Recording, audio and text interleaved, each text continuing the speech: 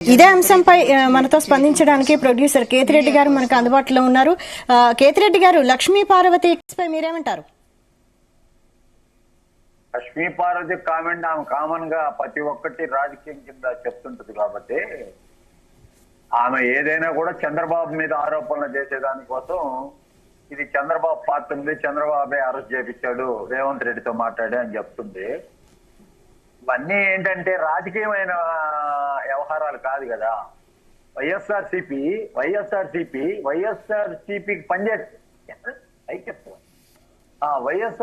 పనిచేసినంత మాత్రాన బన్నీని అరెస్ట్ చేపించేది ఇవన్నీ లక్ష్మీపార్వతి ఏంటంటే రాజకీయ కోణంలో మాట్లాడుతుందమ్మా. ఏంటంటే ప్రాక్టికల్ గా జరిగింది.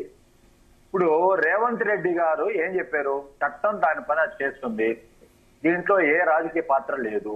అదే విధంగా మోహన్ బాబు గారి యొక్క వ్యవహారం కూడా ఈ విధంగా జరిగింది. ఆ మోహన్ బాబు వ్యవహారంలో మోహన్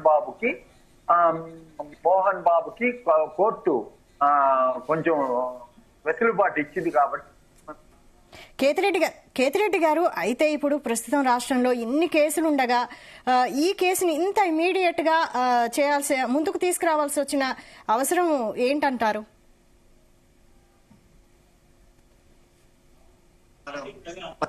తీసుకోవాల్సినంత అవసరం ఉంటుంది.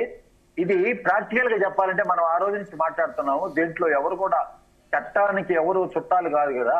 ఇది చట్టానికి ఎట్టి పరిస్థితుల్లో కూడా జరిగే వ్యవహారమే. ఆల్రెడీ సిపి గారు చెప్పున్నారు, 4 గంటల కోర్టులో ఏమవుతుంది అనేది అర్థమైపోతుంది. 4:30 పోస్ట్ పోన్ చేశారని అంటే ఆల్రెడీ నాంపల్లి కోర్టుకు తీసుకుపోయారు కాబట్టి దీంట్లో శుక్రవారం కరెక్ట్ గా కోర్టులో లంచ్ మోషన్ అంటే మార్నింగ్ లంచ్ మోషన్ అని చెప్పి ఒక స్లిప్ తీసుకోవాల్సిన అవసరం ఉంటుంది. ఆ స్లిప్ తీసుకోలేదు కాబట్టి దీంట్లో ఏ రకంగా జరుగుతుంది, అదేవిధంగా రాజకీయమైన వ్యక్తుల యొక్క ప్రమేయం ఉందా, అది కూడా అవన్నీ కూడా బేరీజు వేయాల్సిన అవసరం లేదన్నమాట. దీంట్లో ఇది ఖచ్చితంగా వచ్చి ఒక రేవతి అనే ఒక మధ్యతరగతికి కుటుంబానికి చెందిన ఆమె సినిమాకి అభిమానంతో వచ్చితే మీరు అత్యధికమైన జనాన్ని అక్కడ సమీకరించి 6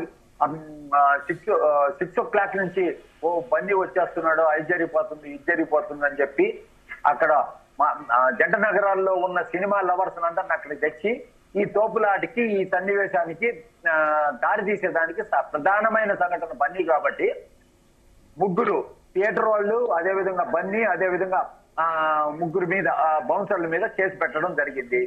కేసు పెట్టిన ప్రకారం ముగ్గురికి 3 సెక్షన్లు అనేవి వర్తిస్తాయి. 105, 118, 3 and 5 రెడ్ అనేది ఒకరికి ఎక్కువ ఒకరికి తక్కువ అనేది ఉండదన్నమాట. దీంట్లో ఏంటంటే కేసు ఓవరాల్ గా వచ్చేసి ముగ్గురు పైన కూడా చేశారు కాబట్టి ముగ్గురు పైన కూడా ఉంటుంది. తప్పకుండా ఆ దిశగానే ఉంటుంది అనమాట ఈ కేసు. కాబట్టి ఏంటంటే చట్టం దృష్టిలో ఎవరైనా ఒకటే, చట్టం దృష్టిలో ఎవరు తప్పించుకోలేరు. తెలంగాణ వాళ్ళైనా ఆంధ్రప్రదేశ్ చెందిన వాళ్ళైనా ఈ రకమైన వ్యవహారాలు కానీ చేస్తే మాత్రం తప్పకుండా ఆ వ్యవహారానికి బాధ్యులు అవుతారనమాట. కాబట్టి నేనేం చెప్తానంటే ఇది మనం ఊహించిందే.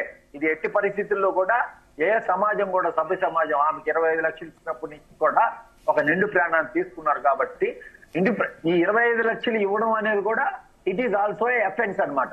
అఫెన్స్ ఎట్లా అవుతుందంటే ఈ 25 లక్షలు ఇవ్వడం బాధ్యత కుటుంబానికి ఇచ్చి వాళ్ళు రేపు సాక్ష్యాధారాలు చెప్పాలన్నమాట. జరిగిన సంఘటనని సాక్షులు ముందే కొన్నప్పుడు ప్రేరేపించినట్టు కూడా ఉంటుంది కాబట్టి దాన్ని కూడా పరిగణలోకి తీసుకోవాల్సినంత అవసరం తప్పకుండా ఉంటుంది అని చెప్పి చెప్తుంది. లీగల్ బాండింగ్ ప్రకారం ఏంటంటే ఇప్పుడు ఈ రోజు జరిగిన సంఘటన అయితేమి, అతను అరెస్ట్ అయితేమి, అది చట్టపరంగా జరిగిందే కానీ ఎవరు ఏమనుకున్నప్పటికీ కూడా ఇది చట్టపరంగా జరిగింది వ్యవహారం తప్పితే దీంట్లో ఏ రాజకీయ కోణం లేదని చెప్పి 100% చెప్పవచ్చు.